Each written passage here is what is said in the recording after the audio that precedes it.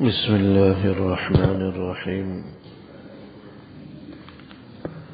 وعن ابن مسعود رضي الله تعالى عنه أن رسول الله صلى الله عليه وسلم قال: ضرب الله مثلا صراطا مستقيما وعن جنبتي الصراط سواران فيهما أبواب مفتحة وعلى الأبواب ستور مرخاة وعند رأس الصراط داع يقول: استقيموا على الصراط ولا تعوجوا وفوق ذلك داع يدعو كلما هم عبد أن يفتح شيئا من تلك الأبواب قال: ويحك لا تفتحه فإنك إن تفتحه تلجه. ثم فسره فأخبره أن الصراط هو الإسلام وأن الأبواب المفتحة محارم الله وأن الستور المرخاة حدود الله وأن الداعي على رأس الصراط هو القرآن وأن الداعي من فوقه هو واعظ الله في قلب كل مؤمن.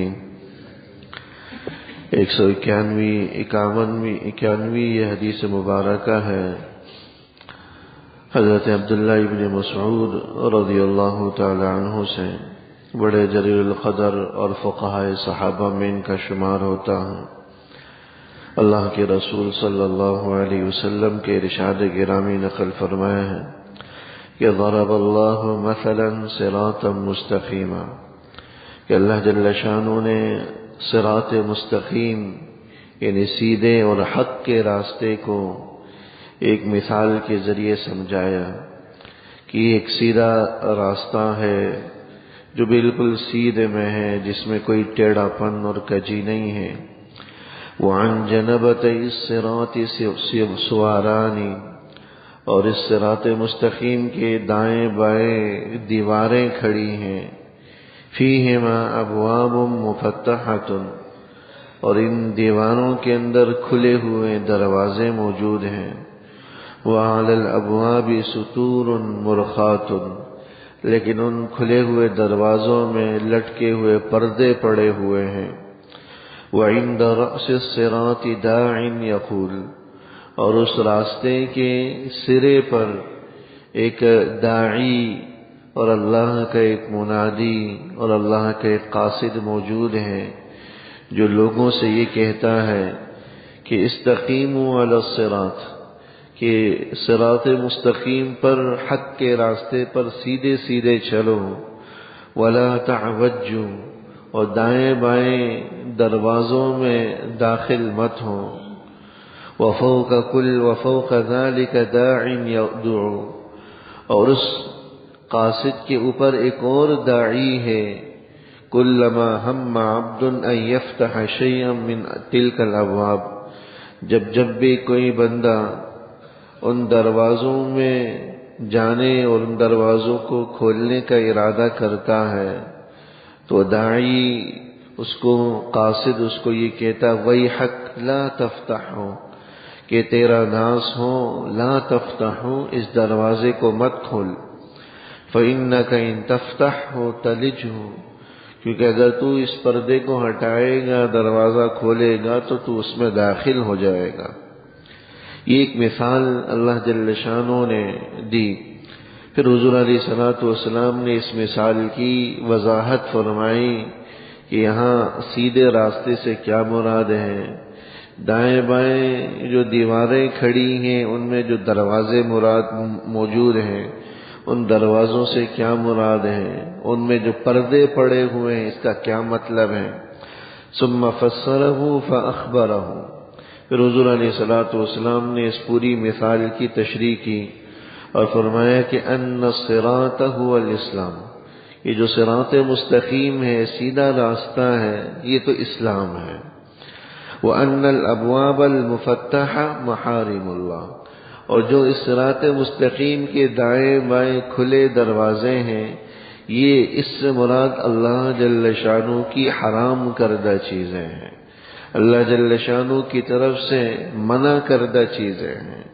وَأَنَّ سُطُورَ الْمُرْخَاتِ حُدُودُ اللَّهِ، اور ان پر جو لٹکے ہوئے پردے ہیں اس سے مراد اللہ جل شانہ کی حدود ہیں، اللہ کی طرف سے عائد کردہ پابندیاں ہیں، اللہ جل شانہ کی طرف سے عائد کردہ قیود ہیں۔ پھر فرمایا کہ وَأَنَّ الدَّاعِيَ عَلَى رَأْسِ الصِّرَاطِ هُوَ الْقُرْآنُ، اور صراط مستقیم کے سرے پر جو داعی، دعوت دینے والا، داعی کہتے ہیں دعوت دینے والے کو، حق کی طرف بلانے والے کو، راہ راست کی طرف، صراط مستقیم کی طرف بلانے والے کو، اور راستے کے سرے پر جو داعی اور دعوت دینے والا موجود ہے اس سے مراد قرآن کریم ہے۔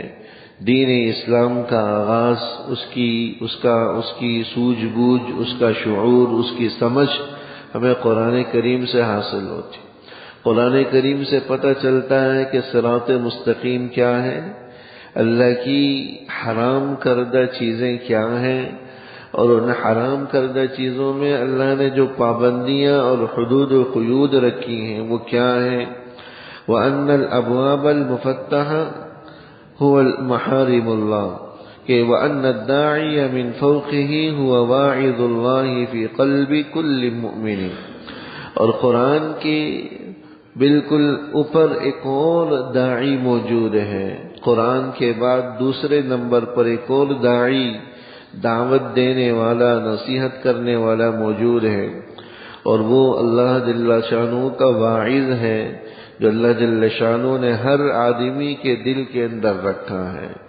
اس سے مراد ہر آدمی کے اندر موجود وہ نفس ہے جو انسان کو برائی پر ملامت کرتی ہیں، برائی پر روکتی ٹوکتی ہیں۔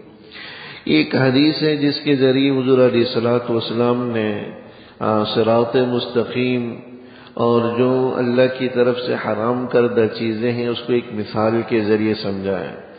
حضور علیہ الصلوۃ والسلام کا معمول تھا کہ وقتاً فوقتاً مختلف مثالوں، مختلف طریقوں کے ذریعے حضور علیہ السلام حضرات صحابہ کو سمجھاتے تھے کہ حق یہ ہے، باطل یہ ہے۔ تو بالکل سیدھا راستہ یہ صراط مستقیم کا ہے، یہ حق کا راستہ ہے۔ اس کے دائیں بائیں گناہوں کے دروازے کھلے ہوئے ہیں۔ انسان اگر دائیں نگاہ دوڑائے تو کئی طرح کے گناہ اس کے منتظر ہوں گے۔ اللہ کی حرام کردہ چیزیں دائیں نگاہ دوڑاتا ہے اس کے منتظر ہوتی ہیں، بائیں نگاہ دوڑاتا ہے اس کے منتظر، سامنے آگے پیچھے ہر طرف اللہ کی حرام کردہ چیزیں موجود ہیں۔ اب اگر کوئی آدمی دائیں بائیں اور حرام کردہ چیزوں سے قطع نظر کرتے ہوئے صراط مستقیم پر چلتا رہے گا تو وہ گمراہی سے بچا رہے گا، لیکن جب کوئی آدمی دائیں بائیں مڑنے لگتا ہے، اللہ کی حرام کردہ چیزوں کی طرف متوجہ ہونے لگتا ہے، تو سب سے پہلے تو قرآن اس کو تنبیہ کرتا ہے کہ دیکھو یہ اللہ کی حرام کردہ چیزیں۔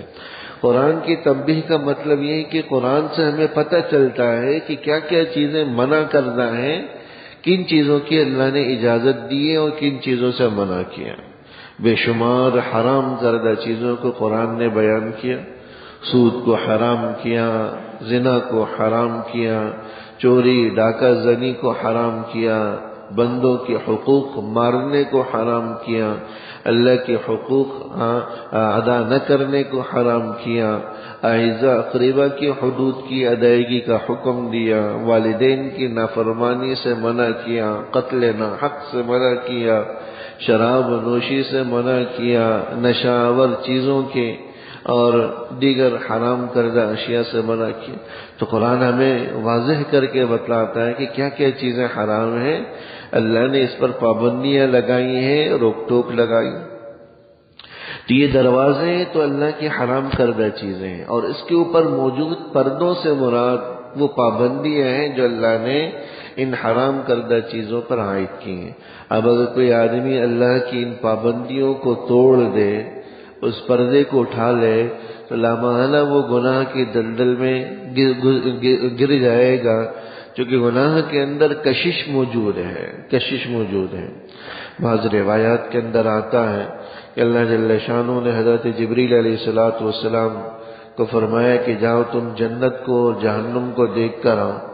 جب انہوں نے جنت کو دیکھا تو اللہ جل شانہ سے فرمایا یہ تو کسی بھی آدمی کے لیے جنت میں داخلہ بڑا مشکل ہوگا، کیونکہ اللہ جل شانہ نے جنت کو تکالیف کے ساتھ، مصیبتوں کے ساتھ ڈھانپ رکھا ہے کہ جو آدمی جنت کا راستہ اختیار کرتا ہے اس کو تکلیفیں سہنی پڑتی ہیں، مصائب سہنا پڑتا ہے، اور بڑی بڑی آزمائشوں سے اس کو گزر کر وہاں تک جانا پڑتا. آسان راستہ نہیں.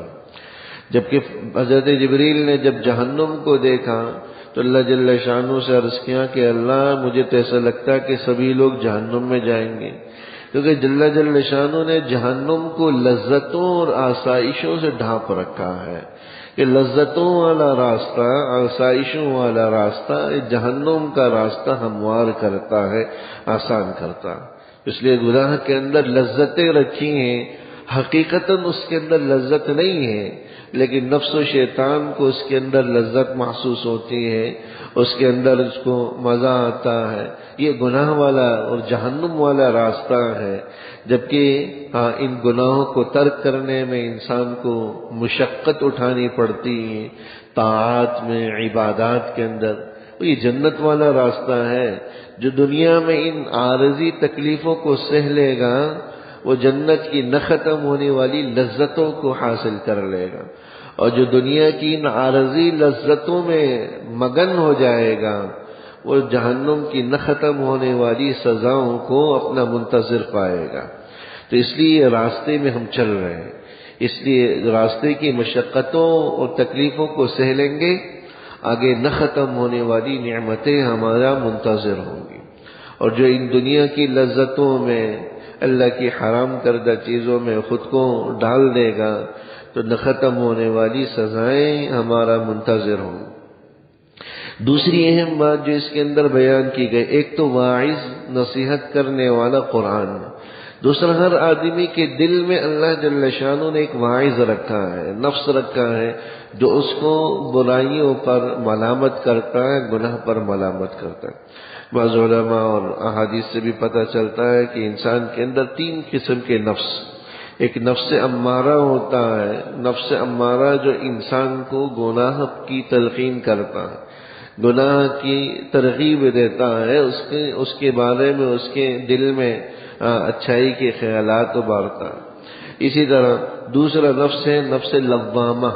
لوامہ نفس کہتے ہیں ملامت کرنے والے کو، کہ جب انسان سے کوئی غلطی سرزد ہو جائے تو انسان کا دل، انسان کا ضمیر اسے برا بھلا کہتا ہے کہ تم نے کیا کیا. یہ نفس لوامہ ہے جو آدمی کی ایمان والا ہونے کی علامت ہے. اور آخر میں نفس انسان کا بنتا ہے نفس مطمئنہ، کہ جو ہر حال میں اس کو طاعات ہی کی تلقین کرتا ہے، برائی کا خیال بھی دل میں آنے نہیں دیتا. یہ اللہ اپنے خاص بندوں کو عطا کرتا ہے، خاص بندوں کو عطا کرتا. تو نفس امارہ جو گناہ کی ترغیب دینے والا، اس کو دبا کر نفس لوامہ بھی اگر ایمان والے کے اندر پیدا ہو جائے تو یہ بھی ایمان والا ہونے کی نشانی اور اس کے لیے سعادت کی بات ہے، خوش نصیبی کی بات ہے. کیونکہ گناہ پر انسان کا نادم نہ ہونا یہ اس گناہ کے ارتکاب سے کہیں زیادہ سنگین ہے. یاد رکھیں، ایک آدمی گناہ کا ارتکاب کر لے، گناہ ہو جائے، لیکن پھر اس پر ملامت کر لے، یہ خیر کی نشانی ہے. لیکن ایک آدمی گناہ کا ارتکاب کرے اور اس پر خود کو ملامت بھی نہ کرے، یہ بڑی خطرناک بات ہوتی ہے جو بس اوقات ایمان سے بھی آدمی کو محروم کر دیتی ہے. اللہ جل شانہ عمل کرنے کی توفیق. ربنا تقبل منا انك انت وتب علينا انك انت التواب. وصلى الله تعالى على خير خلقه محمد وآله وصحبه اجمعين. آمين برحمتك يا رب.